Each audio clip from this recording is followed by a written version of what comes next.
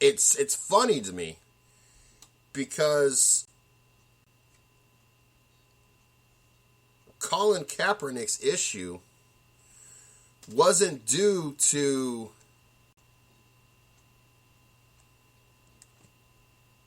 the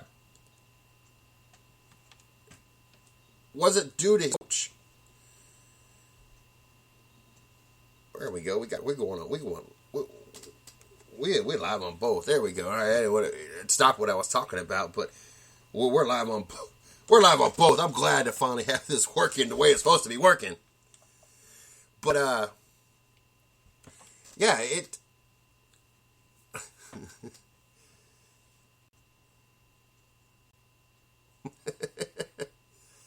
It's playing back on my ear at the same time. I apologize. It's entertaining to me. I've been working hard in this studio trying to get things to work right. But we finally got it live in both studios, so that works out good. All right, I got to take it out of my ear because now I'm just entertained listening to myself talk. Now I feel much better now that we got everything situated and everything the way it's supposed to be. But it's entertaining to me because they act like Jim Harbaugh is the one that held Kaepernick back. That the fumbles, the turnovers, the piss poor decisions, the lack of football IQ had to do with the old coaching staff and had to do with the prior two coaches that the San Francisco 49ers had. And I'm sitting there listening to Fox Sports, and I'm like, are you serious? This is what you're going with. This is what you're trying to tell me.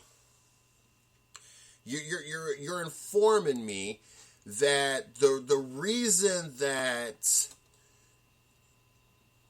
Colin Kaepernick pretty much sucked was because Chip Kelly was not his coach. Well, he's been there. He's been to the championship game. He's been there. He's been to the Super Bowl.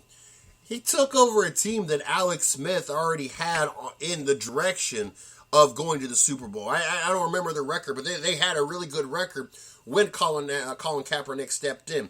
Already had a well-established team and was really restricted in what play calls and what they were allotted to do because he was playing out of Alex Smith's playbook and didn't have time to really study the whole playbook and really be able to expand. Once they did, and they got the system together that Colin Kaepernick could be Colin Kaepernick instead of trying to be Alex Smith, everything started falling apart. That's because Colin Kaepernick as a quarterback sucks. I mean, there's really no other way to... Yeah, he's got some legs on him. And yes, he's got a little strength to him. Okay, if you want him running around, then make him a running back. No problem. Being a quarterback and being a Super Bowl champion quarterback, no, it's not going to happen. And Fox Sports has got this whole mind frame that Chip Kelly coming to the 49ers and Colin Kaepernick is the man. And I'm not saying that Blaine Gabbert is the man. I am saying that I see more out of Blaine Gabbert last year than we saw out of Colin Kaepernick. It doesn't matter who the quarterback is or who the coach is at this point. Colin Kaepernick is nothing more than a backup quarterback. That's all he's ever been. The only reason he looked as good as he did that first season when he took over for Alex Smith and then led them to the Super Bowl, his defenses didn't know how to prepare for him because there was no game film. And every week, the 49ers were adjusting just enough to stay ahead of the defenses. Not because Colin Kaepernick was that good. You out your daggone mind. If you honestly think that Colin Kaepernick was that daggone good, that he pretty much led the 49ers to the Super Bowl on his own. No. Colin Kaepernick was that dang on good. Yeah, there's a lot of things that factored into why they were able to get to the Super Bowl that year. And I told everybody that year, Colin Kaepernick was going to cost them the Super Bowl. And between the piss poor throw for the interception and the fact that he wasted timeouts because he was not ready for this, he cost the 49ers the Super Bowl. Point blank. They should have won. Colin Kaepernick's the reason they did not win. Not for any other reason. People are going to blame it on the refs. People are going to blame it on the blackout or the power shortage or whatever. No. It was simply Colin Kaepernick is not that good of a quarterback. Colin Kaepernick was not supposed to be on the big stage yet. Nor is he ever supposed to be on the big stage. But I got a chuckle out of listening to Fox Sports today and listening to them talk about Colin Kaepernick this. And basically the impression that they leave their listeners over there with is Chip Kelly and Colin Kaepernick are about to lead the 49ers on a dynasty run. That is basically the impression that I got listening to the show that I was listening to earlier today on Fox Sports. I'm not knocking Chip Kelly.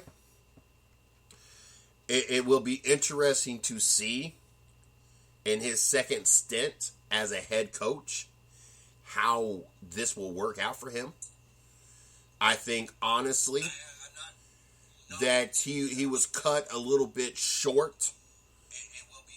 I think that if they would have... Sorry, so I had to do another sound check just to make sure. I think, honestly, if Philadelphia would have waited it out and let him finish what he has started, I think that they were no more than a year or two away. I think they tried to make the best out of the situation. Nick Foles or Sam Bradford, I don't think either one of those quarterbacks are really the quarterback you needed for the situation. I think you like the idea of having DeMarco Murray, but didn't know how to utilize him right, nor have the right offensive line to utilize him right. I think that if you would have pursued the correct quarterback and you would have went ahead and kind of dealt DeMarco Murray off for another piece, I think, honestly, the Philadelphia Eagles probably could be a playoff contending team out of that division. I mean, not that it's saying much. It didn't take much to look at Washington. But to listen to Fox Sports today, oh my Lord, I was like, are you serious? You guys act like you guys are down on your knees looking up at Colin Kaepernick and bobbing your head. I mean, that's what you guys that's what you guys sound like. Like, you guys are really deep-throating some Colin Kaepernick right now. A quarterback that has every year gotten worse and worse since he's gotten the opportunity and wasn't really all that impressive the first year. Like I said, the season was already, half over by the time he took over? I mean, it only took a complete idiot to throw that away. But here Fox Sports looking up on their knees with, one hand holding the berries and the other hand stroking the twig, and the head's going up and down on some Colin Kaepernick today. I was like, are you kidding me? Where did this come from? What's next? DeMarcus Russell? Ryan Leaf? I mean, who's the next washed up, never has been, never will be quarterback that Fox Sports is going to put down deep down their throat? I mean, come on now. Like I said, I've heard some crazy things today, and that was another one of those things that was right up on that list of crazy things to be listening to here out of the Fox Sports Radio today. I was beyond.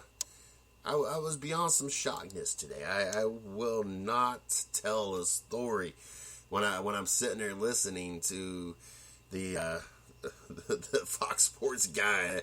I was like, oh no, this cannot be. This cannot be true. This cannot be happening. Are you for real? Are you for real? No. don't tell me so. I saw this earlier today, and I thought this was interesting. And you know, LeBron James texts Dwayne Wade from the bench during Golden State's loss. We talked about this yesterday, the loss anyway. We didn't talk about it, the texting. LeBron James was seen texting on his cell phone from the bench during the Cleveland Cavaliers' loss to the Golden State Warriors on Monday night. The Warriors beat the Cleveland Cavaliers 132-98 as Golden State's guard Steph Curry scored 35 points and added 5 rebounds and 4 assists. LeBron James scored 16 points in the losing effort and was clearly frustrated throughout the evening. He was given a technical foul, and guard J.R. Smith was ejected late for smashing into Warriors forward Harrison Barnes. Late in the game, James could be seen on his cell phone texting. The Daily Dose was able to get a copy of these texts, which appeared to be to Miami Heat guard Dwayne Wade. And it talks about just waiting for the clock to run out, who y'all playing, Golden State, and blah, blah, blah, blah, blah, blah, blah.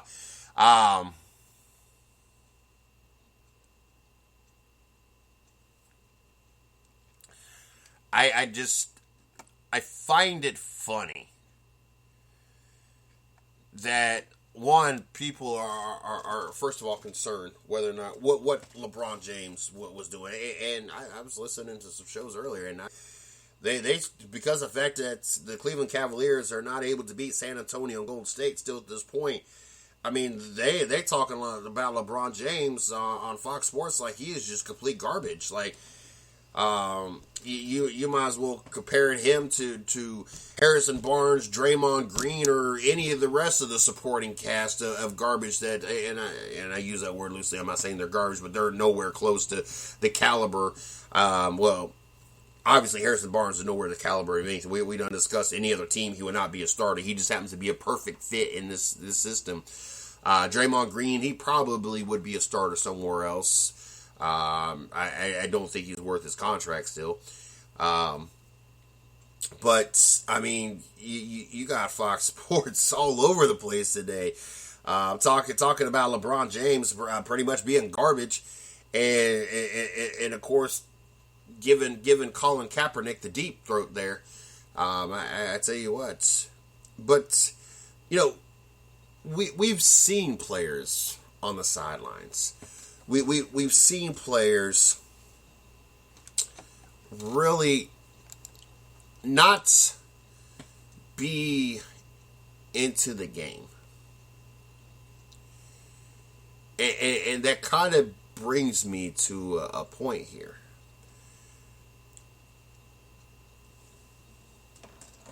When we're watching a game,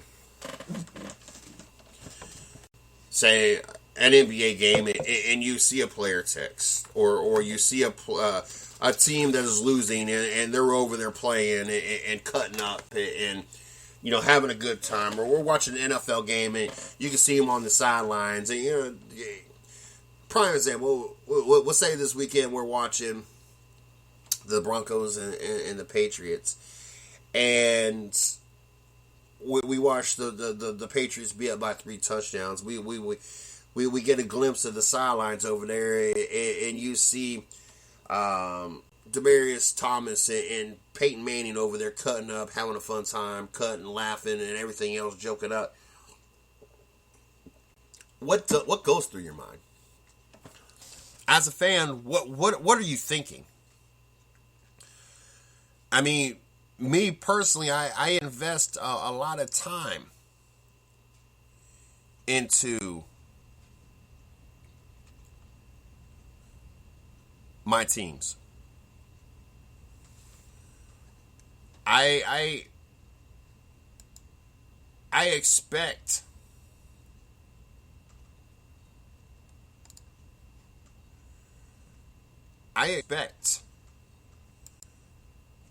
nothing but business, especially if you're losing. I expect nothing but business going on the sideline. The last thing I want to do is turn on the Cleveland Browns, and this prime example. As many losing seasons. I mean, hell, the Browns have only had 3 seasons where they've been above 500 since 1990. And the last thing I want to do is be able to turn on the Cleveland Browns and see them on the sideline cutting up. I don't want to see Johnny Manziel having fun. I don't want to see if and when Josh Gordon returns, as he's put in for his reinstatement.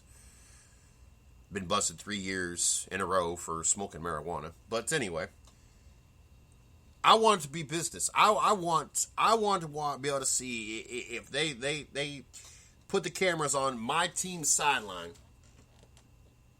I want to see them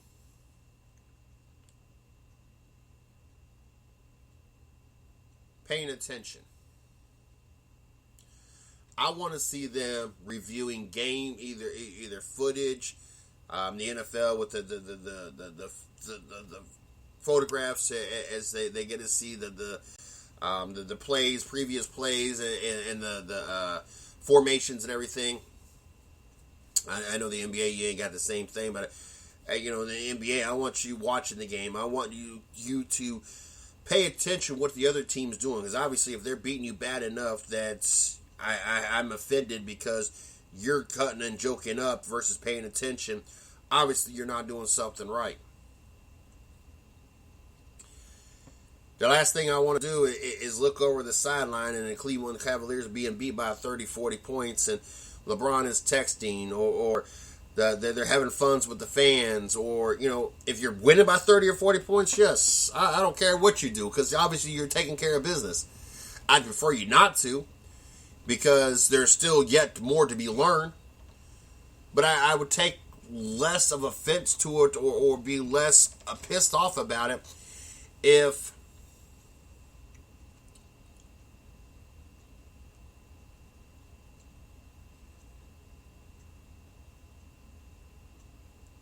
my team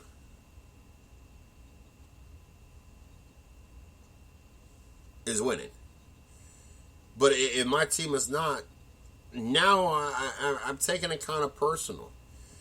Because I'm taking my time away from my family or things I could be doing to pay for cable or pay for whatever situation it is to be able to watch you play.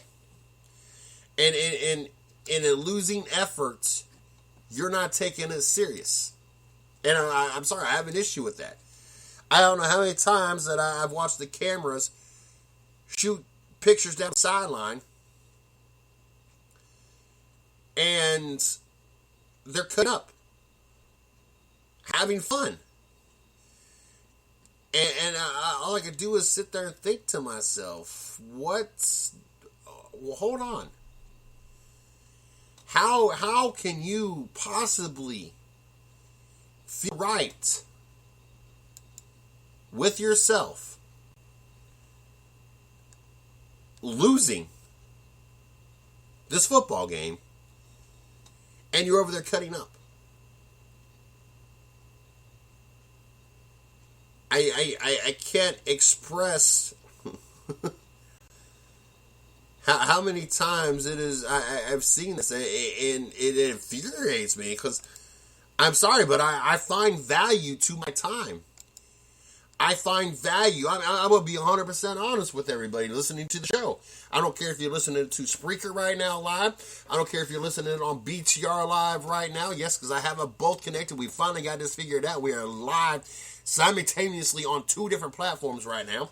I don't care later on tonight you catch it on Stitcher or SoundCloud or iTunes, or tomorrow you catch this episode on the I-95 Sports Network between 10 and noon. I don't care where you catch it. Up until a year ago, when we moved into the other location, I didn't have cable. I didn't pay for cable. If I wanted to watch a game bad enough, I would find a way to go to somewhere that televised the game. If not, if not, it wasn't meant for me to watch. Now, granted, it made it difficult at times to be able to do shows and keep up with everything, because no, I didn't. I didn't have, the capabilities of catching the games like I needed to. But also, for a while I was a single person, and then even before then, I was the only one working with a child and 2 kids in my prior relationship, and so I could only afford certain things. So our life consisted of either we paid for $40-$50 for a nice antenna that would get as local as we could get, because we stayed out kind of relatively out of the middle of nowhere, not necessarily the middle of nowhere, but it wasn't. It took us 10 minutes to get to town, or we watched Netflix.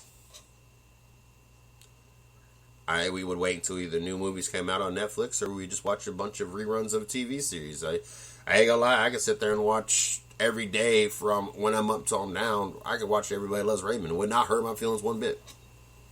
I have no problem with it. It wasn't until I got with Shorty and we moved into the new location, because we knew we was moving out of the other location and we were going to pay for nothing to come out there, that she insisted we went ahead and got cable. So March of last year is when we actually started having cable. And then one of the complications of moving over here is we only moved about 5 miles from the other house. And sadly enough, we're only like a half a mile over the cutoff line with who we had. We had Time Warner before. Moved 5 miles up the road, but it's a half mile too far north for Time Warner to come out.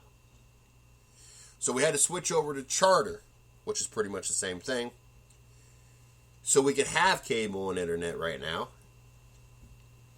Just so later on this year, since Time Warner bought out Charter, we can end up going back to Time Warner. But anyway, honestly, the only reason we have cable, for the most part, I mean, granted, her 2 kids, we need a little bit of variety of things for them to watch. Not that they couldn't watch it on Netflix anyway. But majority of the reason why Shorty insisted for us to get cable was so I could watch sports stuff. And not only does she get cable, she gets all the sports stuff for me on the Big Ten Network and everything. She gets as much sports package as she can from the cable company. So when I say that I pay cable for the sports, that's literally the reason why. So yes, I take offense to it that I'm paying for cable so I can watch my team play whatever sport it be. And if they're getting beat, they're not taking it what I consider to be serious enough that they're on the sideline texting, cutting up, playing games, everything else. No. If I'm going to spend this money, $40, $50 after taxes, to have the internet and have the cable, if I'm going to pay everything it costs to run the 110 Nation, so I can talk about the stuff, I expect you to give 100%. Like I said, hey, if you're up by 30, 40 points, even though there's still an opportunity there to learn something. But if you're up by 30, 40 points, I can see, okay, maybe.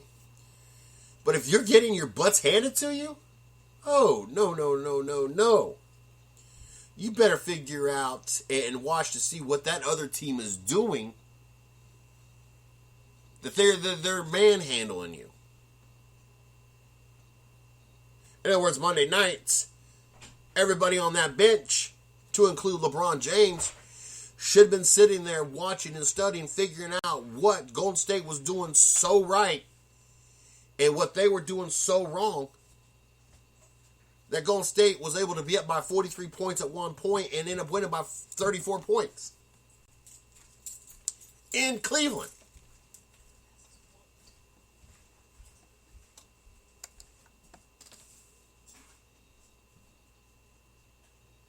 It's, this is all based off one site's report, and there's no, there's, I'm not going to go, and it just brought up the conversation. I'm not going to go into great detail and go back and find out whether or not he was actually texting on the sideline or not. It could be because they're a little rinky-dink, piss-poor little site that, their way to get attention. Who knows? But I have seen it too many times where I'm watching my team and there's a lack of attention. And when you're being manhandled by another team, you should have 100% attention on what they are doing right. So you can stop doing what you're doing wrong and you can compete. Especially when you're down by 34 points and even 43 points at some points in this game.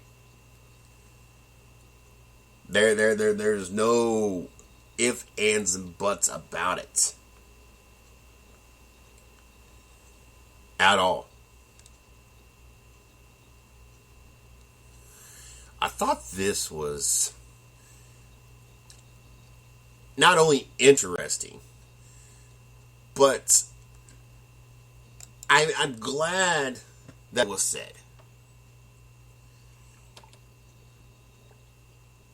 I'm glad that he kept his big panties on, his big boy pants on, and said this. Matt Kenseth. Those know Matt Kenseth, NASCAR driver, number 20, Joe Gibbs racing car, primarily Dollar General sponsored, has no regrets over wrecking Joey Logano, which I'm glad he doesn't. Says fans liked it. Fans didn't like it. Fans loved it. I'm glad. I'm glad he has no regrets. One, I still think NASCAR was in the wrong. They never should have did Joey Logano. As many times we watched Joey Logano wreck people, to include Matt Kenseth, a prior race, 2 or 3 races before, was coming to him. Matt Kenseth was having a fabulous 2015 season until he retaliated against Joey Logano. Well, his season was kind of down the tube already when Joey Logano wrecked him and made it where he did not advance to the now. Well, let's get clear real quick in this report. His season wasn't fabulous until he retaliated. His season went south when Joey Logano intentionally dumped him, and he was unable to recover quick enough to get into the next round. Until he retaliated against Joey Logano and was suspended for 2 of the final 3 Sprint Cup races. While the retaliation at Martinsville ruined Logano's championship hopes and left a black eye of sorts on the sport, at least from NASCAR's perspective, Kenseth still has no regrets about taking out Logano. He did what he had to do, and he would do it again, he said. He would just be a little less obvious about it. That was my only knock on him, that he did not be nonchalant about it. You just directly shot into him. I think the circumstances fell. It was something that Kenseth said Tuesday on the annual Charlotte Motor Speedway media tour. If I knew I was going to be suspended, I would have figured out how to do it differently and be a little sneakier about it where you didn't get yourself suspended. The feud between Kenseth and Logano started October 18th at Kansas when Logano dumped Kenseth during the battle for the lead with 5 laps remaining. The wreck cost Kenseth the win and effectively knocked him out of this chase for the Sprint Cup. 2 weeks later, Kenseth got even, intentionally wrecking while he was leading at Martinsville. The wreck effectively knocked Logano out of the chase.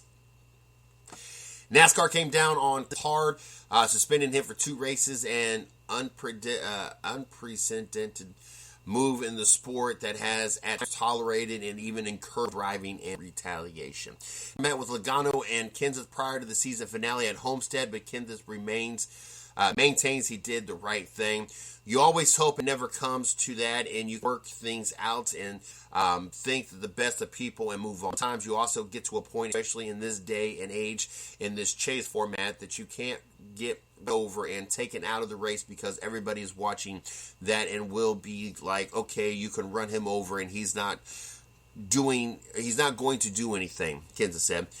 I'm glad.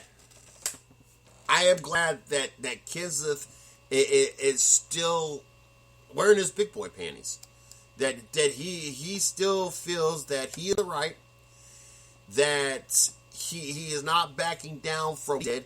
He's obviously still happy with what he did. And I'm honest, I am glad that is. Yes, I hope that the next time. I hope that next time that he decides to retaliate, that he is a little sneakier about it. Because I think certain drivers think they can get away with certain things that they shouldn't be getting away with. And I like the opportunity for the drivers out there to be able to police the sports and for it to make things really interesting. I don't feel that NASCAR should have to police the sports, and I like that. And I like the fact that, I mean, pretty much point blank said that, if I gotta do it again, I'll do it again. I mean, I know there's NASCAR fans out there that doesn't like it, and the still fans obviously are still infuriated. Oh, he should have won the championship. Well, you know what? If you wouldn't have been driving people that way to put yourself in that opportunity, then you wouldn't have had someone retaliate and do the same thing back to you. I mean, that's the reason why you advanced as far as you had advanced. I say that's the only reason, but as part of it, when you start intentionally dumping other drivers and making it so they can't advance, obviously it makes it easier for you to be able to advance. Like I said, I have no problem with... I have more of a problem with what Kevin Harvick and what his intent really was than I have with Matt Kenseth. To me, the big difference is you didn't punish Harvick, and obviously because he did it sneakier, so you get to a point. But you don't punish him, and so you're pretty much promoting that, okay, if you have some mechanical issues, that if you want to intentionally take out the field to prevent yourself from losing positions and to advance, we're fine with it. But if you want to retaliate for someone that intentionally dumped you, now we have an issue with it. So, not a big fan of how one way was handled versus another way was handled. Now, I'm not saying...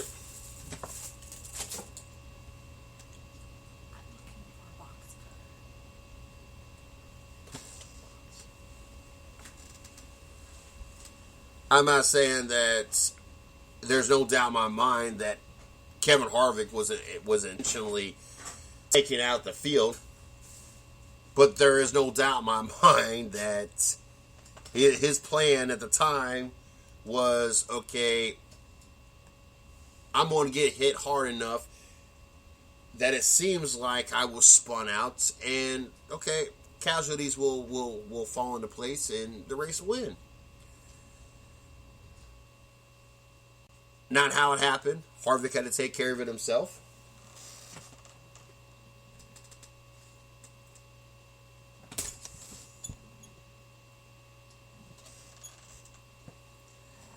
And so,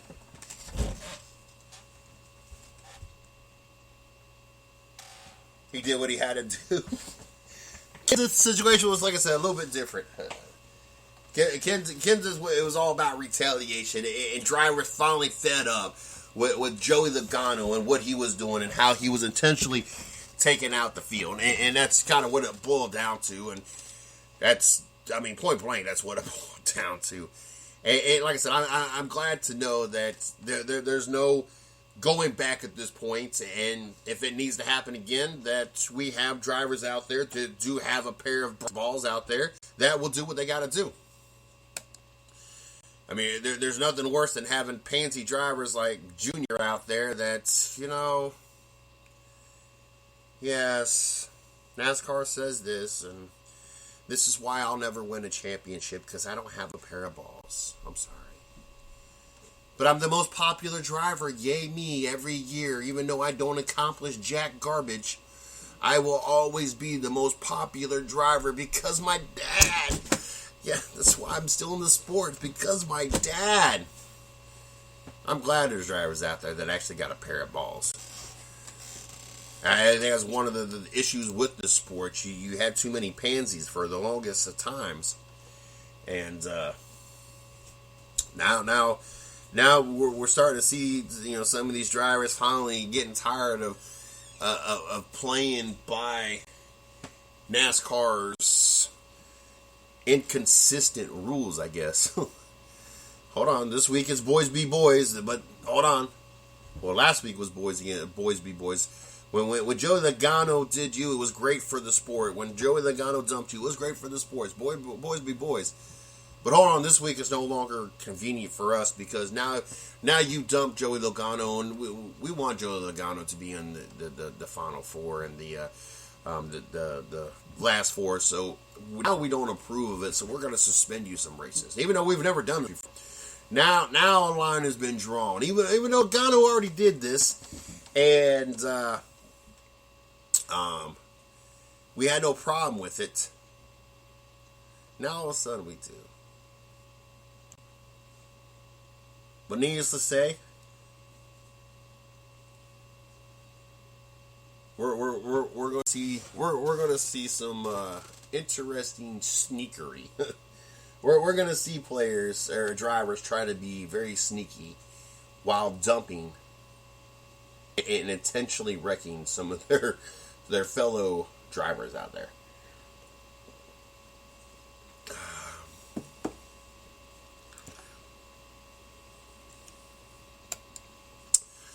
Another top headline today.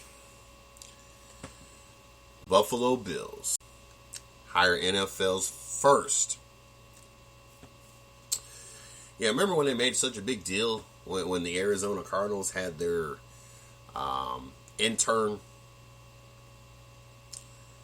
Now we're going to make a big deal. Now I'm really confused. We've already had a coach. A female coach. This goes back to my whole issue with, we got to label the first everything. We've already had our first openly gay player. We've already had our first gay player. We don't got to have our first openly gay player in every single sport. Because we don't have our first openly straight couple. We don't have our first openly straight guy.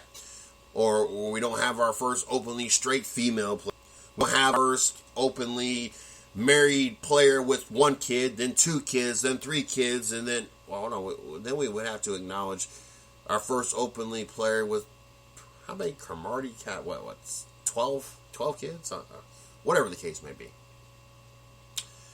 We went all through this when we had our first female coach. As a matter of fact, it's not even a big deal because San Antonio's got an assistant coach that's a female. I understand we're crossing barriers in sports, but we've already accomplished having a first full-time female coach. So why, once again, are we making a big deal? And it's not that I am anti-female or anything. And anybody's listened to my show enough times, they know as many female athletes we've had come on the sport, if it be football players, race car drivers, whatever the case may be, we have plenty of female drivers come on the show. I have great relations with a lot. This has nothing to do with anti-female. Just like it has nothing to do with anti-gay. When I talk about we don't got to have our first openly gay in every single thing that has to do with sports. We've already had one. The Arizona Cardinals made a bit of history during training camp when they hired a female coaching intern for the preseason. But the Buffalo Bills are taking it a step further on Wednesday night. The team announced that Catherine Smith is the team's new special teams quality control coach, making her first full-time assistant in the NFL. We've already had a female coach in the NFL, regardless of it was full-time or not. So that whole is already over with. We've already got a female assistant coach in professional sports, period. So therefore, both of the coaches, female coaches, their whole no point. We've already had it. I don't understand, especially when we have all everybody wanting to, we want to treat everybody equal. That's what it boils down to. We shouldn't separate. We shouldn't segregate. We should have everybody wants to be treated the same. And if that's the case, if that truly honest, if females want to be treated as even as males, if homosexuals want to be treated as even as heterosexuals, then why are we making such a big deal, and why is it thrown in our face so much about the first this, which is not even really the first? And the first that, still not really the first. Why? I don't understand. I mean, does anybody really care, first of all? Other than the few Buffalo Bill fans out there, does anybody really care what happens at all for the Buffalo Bills at this point? There's only 4 teams, first of all, that anybody cares about right now. And that would be the New England Patriots, the Denver Broncos, the Arizona Cardinals, and the Carolina Panthers. The 4 teams that are still playing for something. We all, the rest of the outside of the few Buffalo Bill fans out there, that is the only thing we're focused on. We're only focused on listening to the Denver Bronco players sound like complete idiots talking about that Tom Brady is a crybaby. We're only interested in who's going to be playing. We're only going to be interested in the thoughts of Tom Brady on Peyton Manning and Peyton Manning on Tom Brady at this point.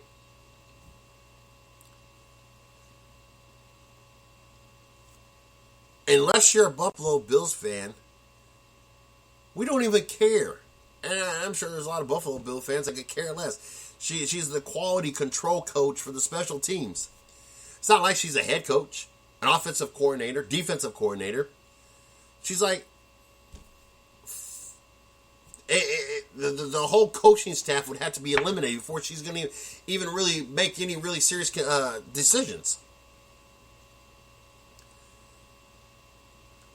I just don't get and don't understand the hype when we got to sit there and list these all individual accomplishments, name it and throw first in front of it, which is not even the first.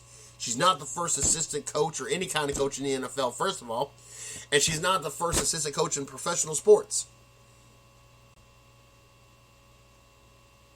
For us today in this society,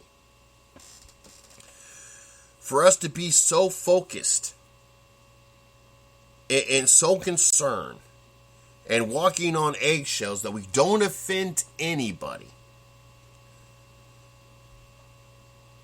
I mean, it's gotten to the point now you kind of got to have a guide on how to wipe your own butt. Or you allowed to use your left hand, you got to only use your right hand. Does the toilet paper got to wind up? Does it got to roll down? I mean, you don't want to offend anybody. Well, people out there do. I could give 2 craps less. You don't like what I got to say, then it is what it is. If you want to do something about it, we'll do something about it. But for us to be in a world, in a time that we're so concerned about everybody being treated equal, regardless of your beliefs, regardless how you was raised.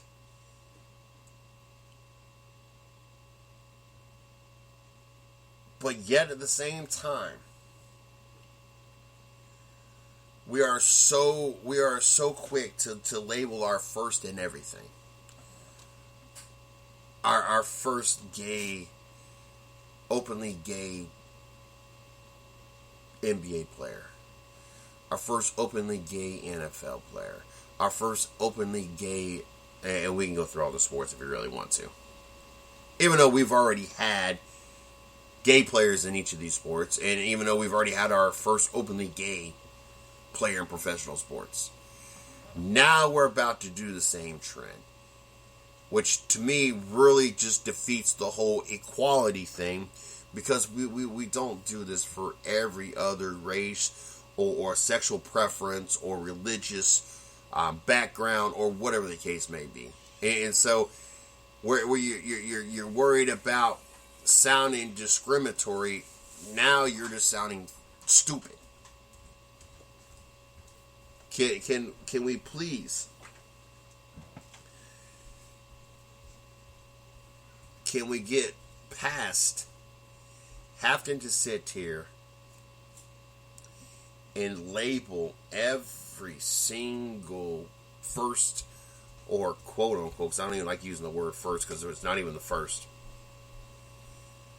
Can we just have a little press release out of the Buffalo Times or whatever their local paper is? Just stick to that community knowing. I'm a Cleveland Browns fan. I could care less who the special teams quality control coach is. I don't care if it's an 80-year-old veteran. I don't care if it's an 18-year-old college kid. I don't care if it's a guy. I don't care if it's a girl. I don't care if it's a both. I don't care. So I know if I don't even care who my special teams quality coach is, I know nobody cares who the Buffalo Bills special teams quality coach is. This is one of those stories that should have only been circulated to those that live in that city and got the local paper, or those that are part of someone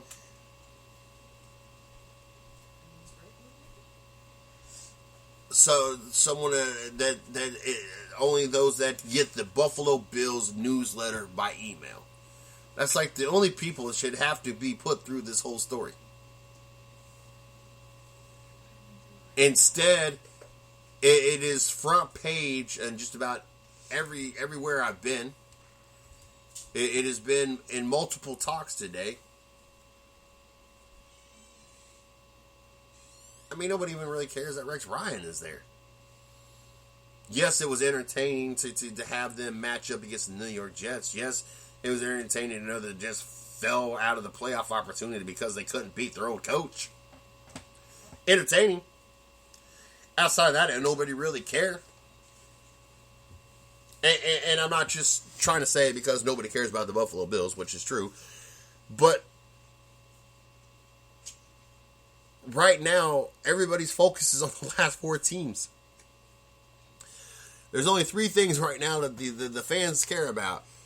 The championship weekend, the Pro Bowl, and the Super Bowl. Outside of that, nobody cares.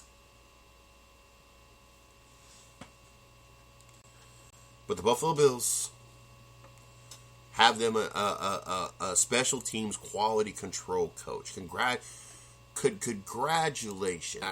I want to do this, but I think that the only side of the house that's going to hear this is going to be as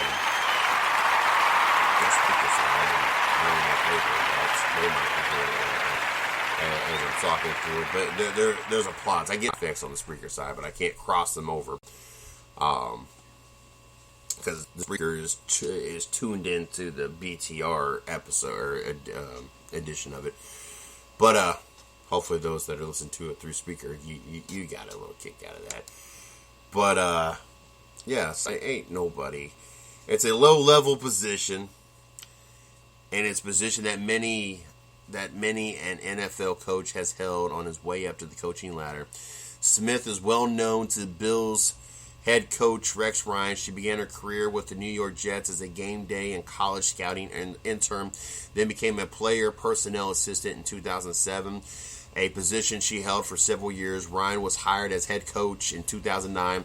In 2014, Smith changed positions and became assistant to the head coach. When Ryan was fired by the Jets and hired a short time later by Buffalo, Smith followed him to Western New York. Kind of makes you wonder if there's something else going on other than her just being a female coach there, as administrative assistant to the head coach. In a statement, Ryan says Smith is ready for the job change and that he had spoken to Cardinals coach Bruce Arians about having a female on staff. All this fuss for equality. Like, I am all for equality. I'm glad that there's female sports. I love watching some female. I love watching some Hope Solo and Alex Morgan. Don't get me wrong, but for there to be such a fuss about something that is supposed to be all about some equality, that really blows my mind.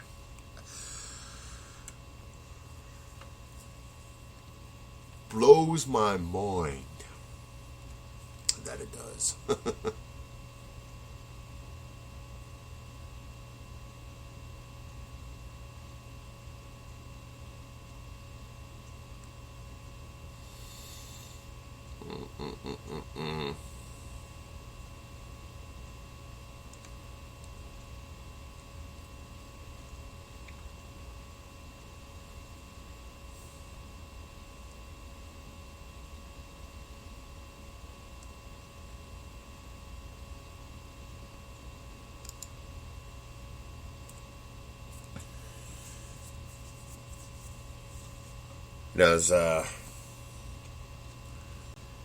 As I'm listening to these shows today,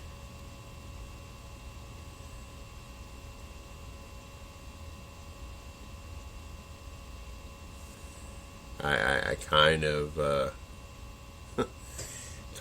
get a few stories that I heard. One, Josh Gordon applied for reinstatement.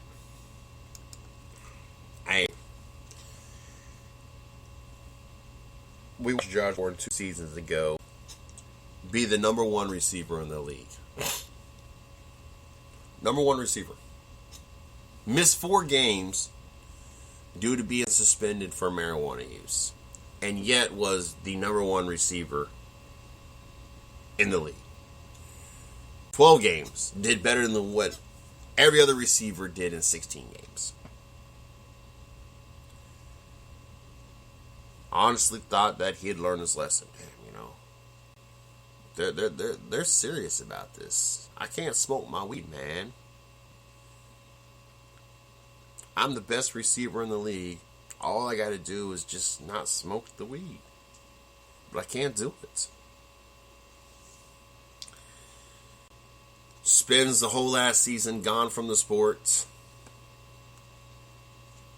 due to not being able to put down the weed.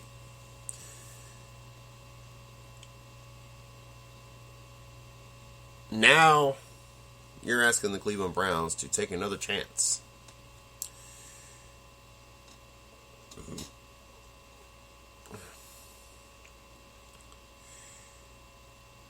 Josh Gordon had an NFL best 1,646 yards despite only playing 14 games. My bad, it was suspended 2 games. 14 games in 2013. Last February, Gordon was suspended for a 3rd violation, failing an alcohol test after the 2014 season, in which he was suspended 10 games for his DWI arrest. In 2014, by a league rule, he was allowed to reapply for active status to the NFL within a 60-day span of 1 year from his suspension date. New Browns head coach Hugh Jackson could use a talent such as Gordon to help kickstart a sputtering offense. Jackson has a pattern history of working with troubled players to get them back on track. but he remained non-committal on the status of Gordon when asked him at his introductory news conference. What I'm anxious to do is evaluate him just like we're going to evaluate every other player on our roster and see if they're the right fit for the Cleveland Browns, Jackson said. That's what we have to do with every player, whether that's Josh Gordon to whoever the last guy is on the roster. Gordon, 24, has had a rough ride in the NFL, seldom able to stay out of trouble, but also has been a blistering talent who currently ranks fifth among active players receiving yards per game. And it's really ridiculous. You got Julio Jones, who's got 95.4 yards a game from 2011 to 2015. Calvin Johnson, 86.1 yards a game from 2007 to 2015. Antonio Brown, 82.5 yards a game, 2010 to 2015. AJ Green, 81.2 yards a game from 2011 to 2015. And then Josh Gordon, 78.7 yards per game from 2012 to 2014. And what's remarkable about this is Josh Gordon has done this with really no quarterback. I mean, let's think about the quarterbacks over the last 3 years.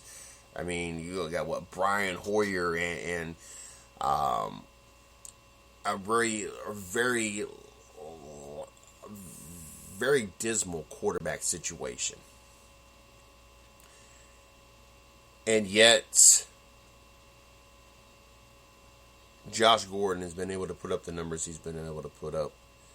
But between not being able to pass drug tests and not staying off the alcohol, I understand that Hugh Jackson has a track record of dealing with troubled players. But at what point is enough? At what point do you stop trying because the player's not trying to help themselves?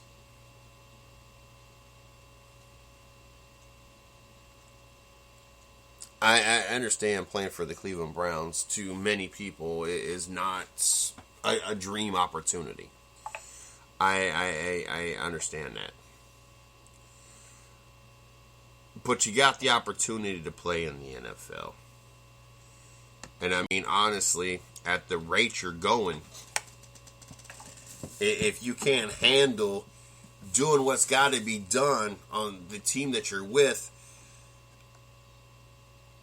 how do you expect any other team to want to even have an interest if it's you simply don't want to play for the Cleveland Browns? Will the Browns give him a chance? Gordon reportedly was on the trade block before, pulled back by team owner Jim Haslam. And contract-wise, Gordon is an attractive option because his rights are controlled by the Browns. For 2016, his contract told a year during the suspension and wouldn't be a restricted free agent until 2017. But first, he has the league's test. There's nothing worse than seeing a player that is truly talented, such as Josh Gordon, and watch them throw away their opportunity. To see them honestly not care. I mean, that's basically what it boils down to. There's no way you can convince me that Josh Gordon truly, honestly cares about his team, about the sport, or even honestly care about himself. You have the opportunity to make millions. You were the best receiver in the league. Missing 2 games. The best receiver in the league. If you cared, would have stayed clean. Would be still on the field.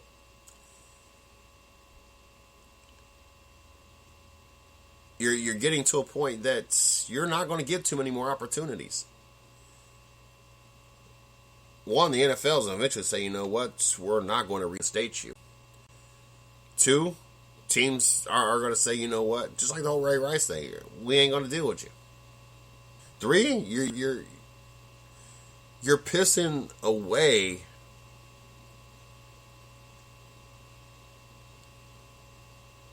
the prime of your career. Because you're only going to get older. You're only going to get slower. You're only going to get weaker. Why would you throw all that away over a little weed and a little bit of alcohol? I mean, that absolutely positively makes no sense at all to me.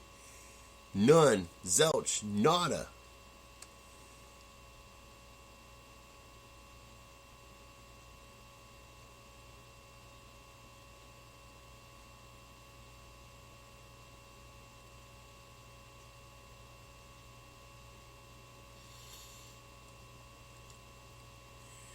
Forbes valuations are in. 13 NBA teams are worth over $1 billion. The usual suspects on the top of the list, New York Knicks, newly made less laughable, are valued at $3 billion and top of the list. Los Angeles Lakers are valued at $2.7 billion. Chicago Bulls, $2.3 billion. LA Clippers, $2 billion. Those are your big ones. That's a lot of zeros.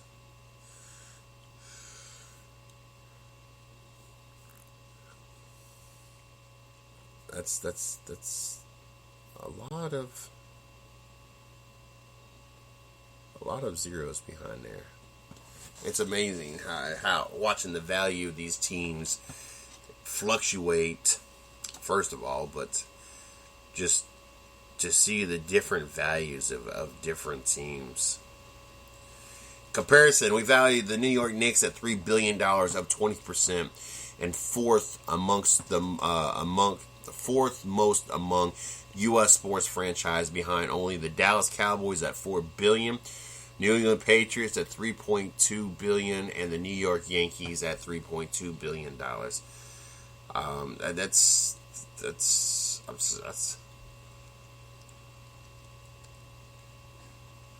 insane. to think how many zeros you gotta have in order to buy a team and their value is monstrous. And honestly, it's rather shocking to me.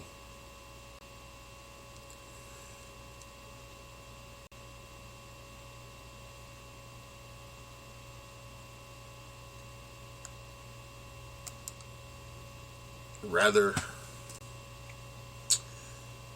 shocking. Make sure you guys check me out on Facebook or on Twitter. I'm sorry, at CJ Sports 1. You can check out the 110 Nation at 110 Nation. Also, make sure you check us out on Facebook, my fan page, Mr. CJ Sports. You can check out the 110 Nation fan page, 110 Nation Sports as well. Also, make sure you check out our site, www.the110nation.com. Check out our blog site, www.the110nation sports.com.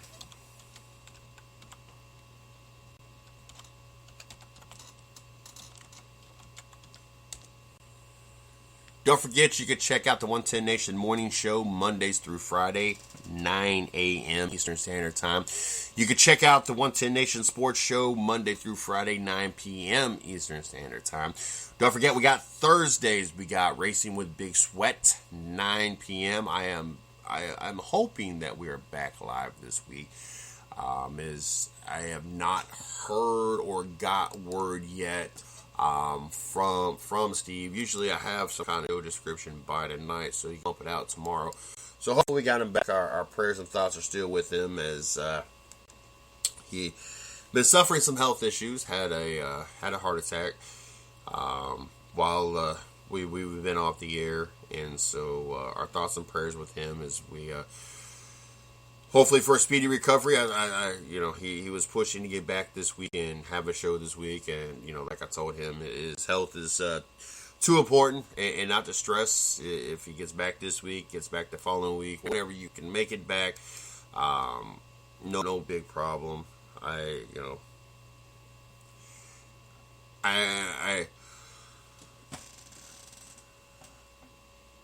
understand that everybody wants to be consistent here at the 110 Nation, and I understand the loyalty and dedication. And, ultimately the goal is, to have every show that we're supposed to have, but life happens and stuff happens. And, I would rather, him have the time to recover and come back full strength and have it 100%, focus on the show versus, things just not being right yet. And, but normally Thursday nights we got Racing with Big Sweat, so looking forward to that. Don't forget, this week we are adding Happy Hour Garage. You can check them out at happyhoursgarage.com. A NASCAR show that will be hitting our airways Sunday. Looking forward to that. Looking forward to adding this new great show. They have a great thing going on over there. So we get the opportunity to rebroadcast it for them over here on the 110 Nation Sports Radio Network. So looking forward to that, and very excited about having this show on our network. Then don't forget, Sunday nights we got Midwest Horsepower Hour, 9 p.m. And I didn't give a time on the happy hour. That will be posted on Facebook. I gotta find out exactly when their show is on Sundays, because then I gotta wait until their show's over with and be able to download it and then and then upload it on our network to be able to have it replayed back. So,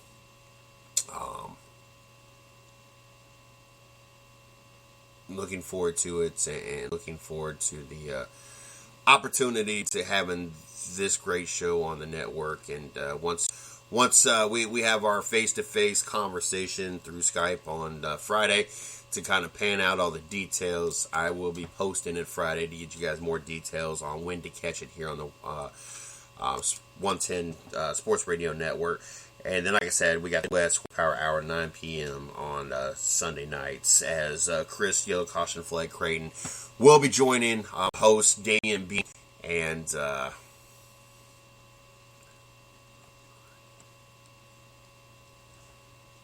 on Sunday nights. So looking them back this week as well. So very a lot of exciting things going on. I'm still tickled to death. I figured finally figured out how to have these shows both going on both platforms at the same time. Having it here on BTR and on Spreaker. I mean, don't get me wrong, we're on many platforms, and you guys are new to the show on SoundCloud, Stitcher, iTunes, the I-95 Sports Radio, or the I-95 Sports Network. But more specifically, right now, the fact that we got both of these shows live at the same time, that is something we've been working on, and I'm glad that we was able to. And it works out great, because the Thursday night show, I start off over on Spreaker. I am joined in by the Racing with Big Sweat show at 9 o'clock. We combine shows for a while. We kind of go our separate ways to finish things up. So it works out really, really good for all of us. And so very excited about that, and glad I got it figured out before tomorrow night's show. Oh, goodness. Glad, so glad.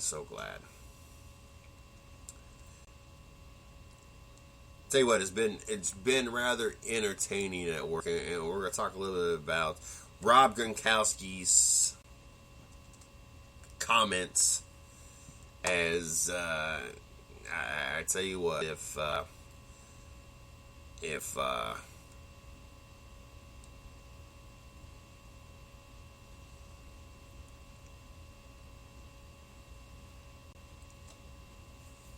Rob Gronkowski commenting on what was said by the Denver Broncos. I tell you what, At any point we see a low hits, I think a lot of people around the league are going to be questioning him. Trash talk is part of the game of football, but the New England Patriots star Rob Gronkowski might have gone too far when dissing the Denver Broncos. Ahead of their January 24th AFC Championship game, Rob threw some pretty crude shade towards his opponents. Gronkowski, 26, knows that to win a Super Bowl, you must have to get into your opponent's head. But the New England Patriots tight end got pretty gross when he blasted his AFC champions opponent, the Denver Broncos. Gronk was chatting with the Pats Nation on January 19th ahead of this weekend's game. Said he heard the Broncos are going to hit Rob Gronkowski in the knees to bring him down, and the Patriots to be careful, don't want to see him get hurt again. While Rob seemed to appreciate the concern, his response about the Broncos wasn't too so heartwarming. Heard their whole team is good at giving low blows. Wow, that I gotta admit that is very entertaining. How do you follow that up? Like, what's at this point? I don't know what to say at this point. I understand why Gronkowski said what he said. I mean, if you got the opposition already openly talking about, hey, pretty much we're going to go for your knees, knowing that he has suffered injuries from that, and knowing that that is a league-wide dilemma with the league restricting where and how you can hit a player, I don't fault Gronkowski. Don't get me wrong. Like, I love this. I like, and people are, well, he shouldn't be saying those kind of, At least he didn't say, hey, I'm going to be targeting your knees. I'm not going to be out there trying to break your arm. He just said the whole team is good at giving low blows. Wow. Entertaining. How far is too far, though? I mean, we remember listening or hearing Kevin Garnett, make sexual references about Melo's girlfriend, wife, whatever she was. We've seen many times, more recently, especially with social media, players or significant others, taking it a little farther than probably should have been taken. How far is too far? I mean, when you start talking about people's wives or husbands, I mean, obviously talking about kids, you've gone too far. But I mean, should significant others be off the table? Is it part of the game? Is it fine that people use something that is meant to be sacred and cherished and personal? Is it fine that people use that information to try to get in the head of others? I mean, at what point should things be off limits? Like I said, I personally don't have an issue with it. To me, as long as you're not making inappropriate comments about someone's kids, because, I mean, they're kids, I don't have a problem with it. If, you want to sit there and try to get my mind and, look, your wife gives great head. I like how your wife looks from behind. I like how your husband felt. I mean, we can go all day with this. I have no problem with it.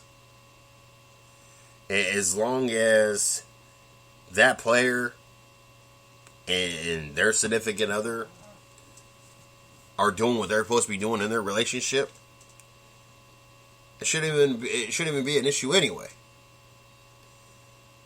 I mean, obviously, if you right out the gate get offended because I talk about your significant other, obviously there's deeper issues. I just happen to get a free pass. I just happen to hit that right button. You made it too easy for me. You made it easy for me to get you distracted, get you off your game. I have no problem with that. I know there's a lot of people out there that don't feel the same way, that personal is personal. That's cool. I understand that sometimes the personal stuff should be left personal. And I am absolutely, positively fine with that. But also, I have no issues with the trash talk. To do whatever you got to do to kind of gain an advantage.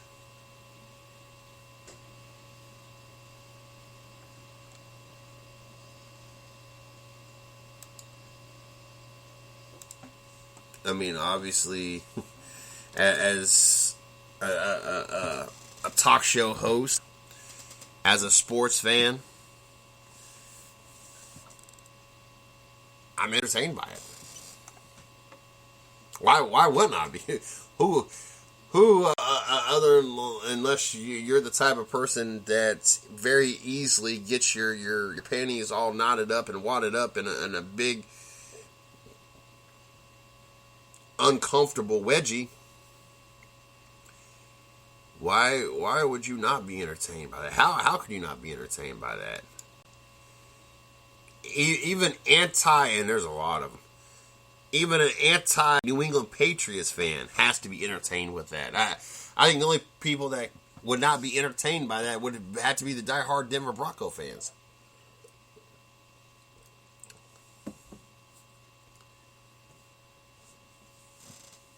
It's been interesting working the last 2 days.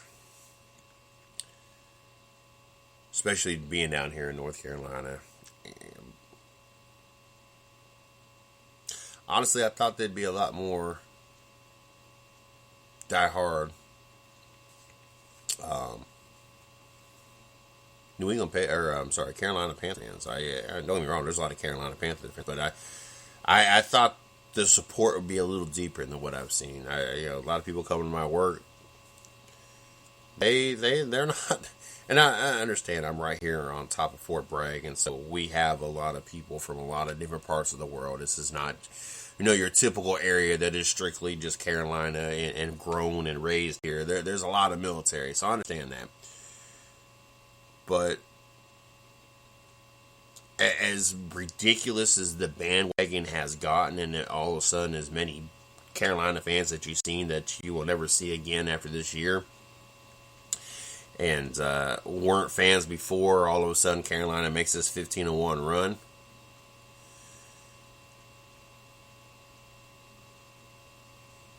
Fortunately for me, I don't have a lot of Carolina fans coming in. Or at least they're closet Panthers.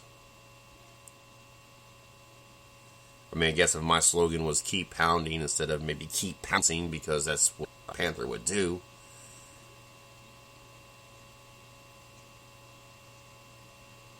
I mean, to me, that's still the most ridiculous hashtag you could have put for, I mean, why not keep pouncing? Like, who thought of that?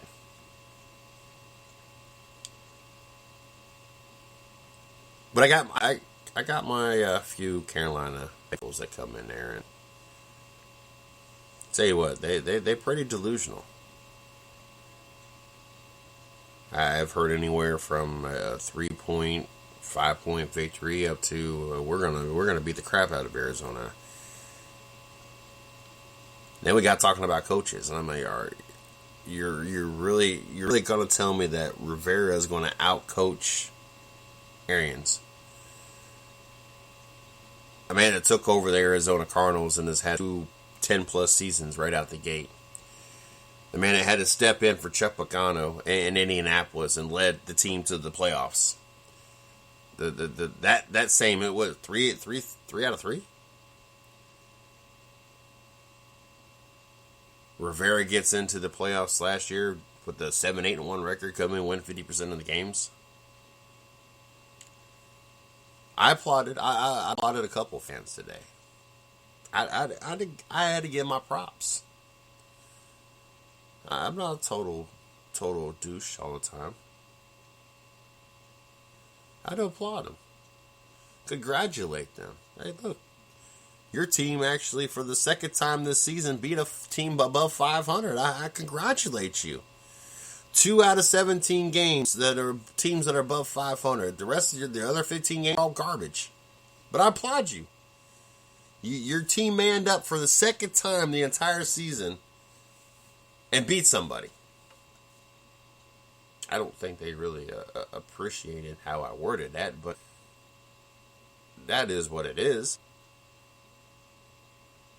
Sorry, but you out of 17 games, you beat 2 teams above 500. I don't have a lot of respect for you. It's been entertaining this week, and nonetheless, those few diehard Panther fans that come in, they all about the Panthers beating the Cardinals. And it's funny because I don't think I've talked to a single Carolina Panther fan that believes that they're going to be playing the Denver Broncos in the Super Bowl. Every single one of them that I've talked to, it is going to be Carolina New England. I find that as confident as they are about their team, they have no confidence in at all that the Denver Broncos can win. I mean, don't get me wrong, I don't know, but then again, this is my preseason pick. We end up with an Arizona and New England Super Bowl.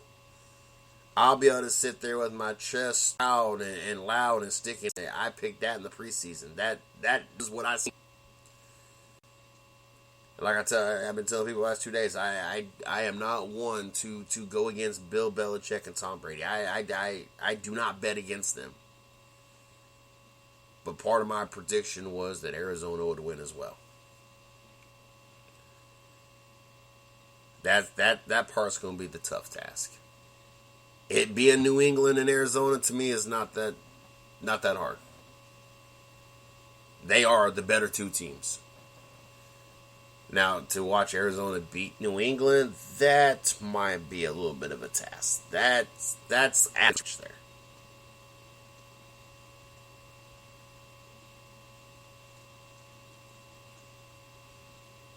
It's funny because, and I've not really thought about this, but now that I'm sitting here thinking about it, it's funny because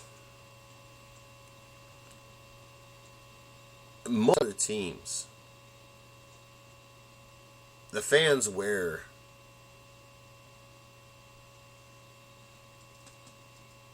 their sports stuff throughout the week. The only time we see Carolina stuff is either Sunday,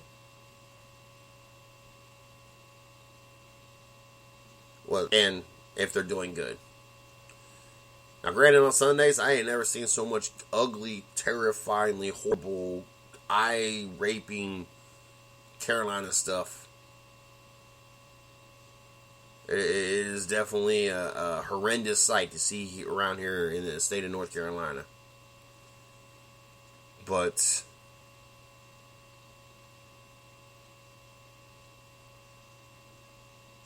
everybody talk about the 12th man in Seattle.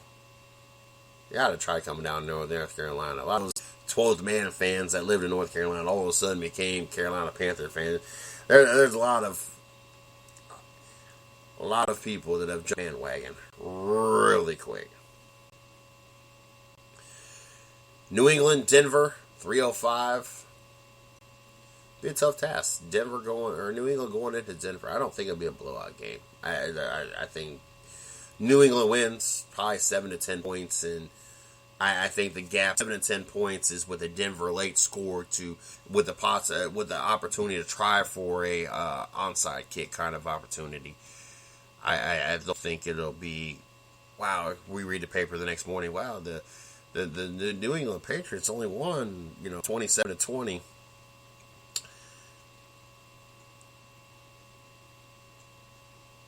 Without reading where it says, but the Denver Broncos scored with a minute and 35 left in the game to make it a one possession game. I think that it'll stay a two possession game at a minimum, at least until the end. Arizona and Cardinals. There you go, Arizona Cardinals. Carolina, they kick off at 6:40. Yes, that means that I will be getting home to watch both games on Sunday. Surround sound.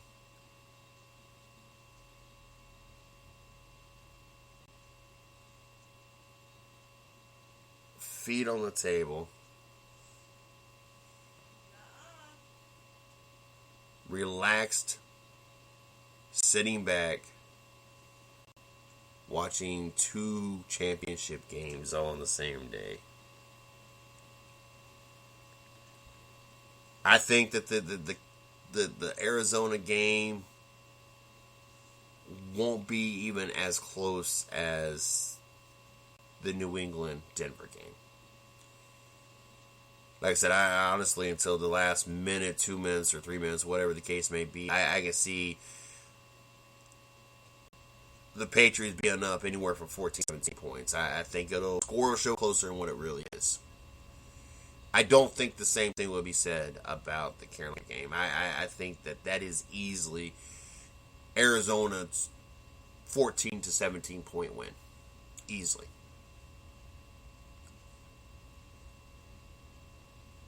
As impressed as I could be with a couple pieces of that defense, not even the whole defense, just a couple pieces, Arizona's offense is too deep and too complete for those couple pieces of the Carolina Panthers defense to stop Arizona. Offensively, we know that Cam Newton is not that accurate of a thrower. Don't let him run and cover Greg Olsen. You got it all taken care of. I mean, Ginn's going to drop every other ball or so not that big of a deal.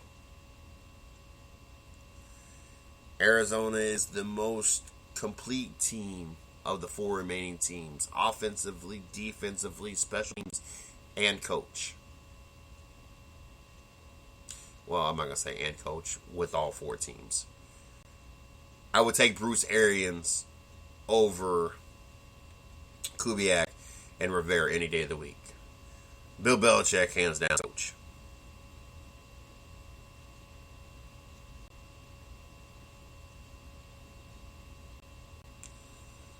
But 3:05, New England, Denver. 6:40, Arizona, Carolina. Definitely be looking for it. Definitely be. You guys, make sure you guys check me out on Twitter at CJ Sports 1, also 110 Nation at 110 Nation. Because I think that my tweets will be fun and entertaining.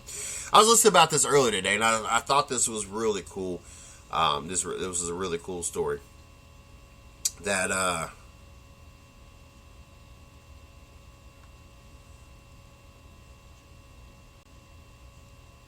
he jumping around. Patriots linebacker Darius Fleming rescues woman after a car accident. Right before the Kansas City Chief game, there was a car wreck, and the vehicle actually was on fire.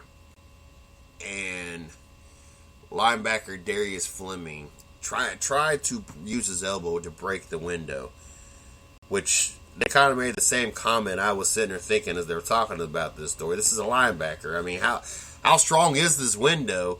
And who know that he could not bust it open? A linebacker in the NFL could not bust the window with his elbow.